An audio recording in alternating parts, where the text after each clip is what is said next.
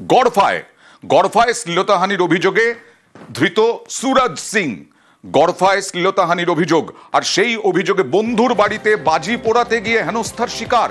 কি হয়েছে ঘটনাটা বিস্তারিত জানবো বিশ্বজিতের কাছ থেকে। বিশ্বজিৎ, একদমই এক তরুণী তার বন্ধুর বাড়িতে গিয়েছিল, সেখানে আরো অনেক পরিচিত তারাও ছিল, সেই বন্ধুর যারা অন্যান্য বন্ধুরা ছিল তারাও ছিল, এবং সেখানে বাজি পোড়ানোর জন্য সবাই একত্র হয়েছিল কালী পুজো উপলক্ষে একটা গেট টুগেদার।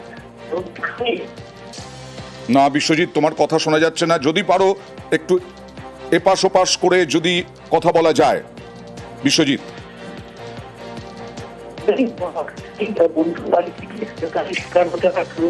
না তোমার কথা শোনা যাচ্ছে না।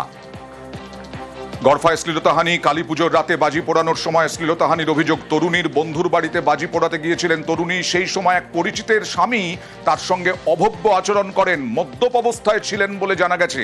রাতে থানায় অভিযোগ করলে আজ সকালে গ্রেফতার এই সুরজ সিং।